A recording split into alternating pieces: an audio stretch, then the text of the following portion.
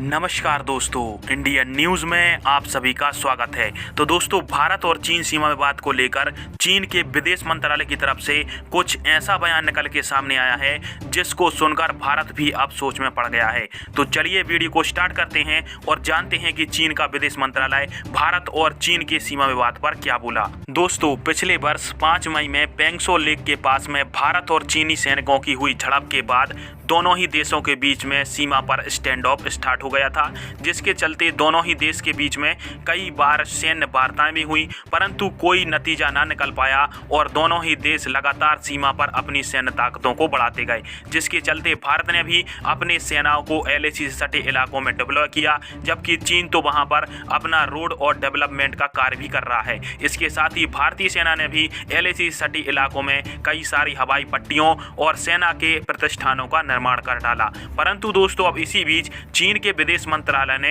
कुछ ऐसा बयान दिया है जिसको सुनकर आप भी चौंक जाएंगे। दरअसल चीन के विदेश मंत्री वांग यी की तरफ से ऐसा बयान निकल के सामने आया कि भारत और चीन दोनों ही एलएसी पर कूटनीतिक तरीके से सीमा विवाद को हल करने के लिए प्रतिबद्ध हैं और चाइना ने हमेशा संकटों को अवसरों में बदला है। इसके साथ ही भारत के साथ हमारे कई सारे अच्छे संबंध भी हैं, हमारा व्यापारिक संबंध भी है और दोनों ही देशों ने वास्तविक नियंत्रण रेखा के पास में अपने सीमा विवाद को नियंत्रित और प्रबंधित करके रखा हुआ है। इसके साथ ही भारत के साथ हमारी कमांडर लेवल की बातचीत जारी है, जिसके माध्यम से हम भारत के साथ अपने सीमा विवाद को सुलझाना चाहते हैं और इसकी बातचीत आगे भी जारी रहेगी। तो दोस्तों, अचानक चीन की तरफ से ऐसा बयान आना यह साबित कर जाता है कि भारत जैसे जैसे अब चीन को टक्कर देने के लिए और ज्यादा मजबूत होता जा रहा है, तो अब चीन भी यह चाहता है कि भारत के साथ युद्ध ना होकर भारत से कूटनीतिक वार्ता के माध्यम से सीमा विवाद को सुलझा लिया जाए। और दोस्तों, कूटनीति की एक बहुत बड़ी चाल होती है,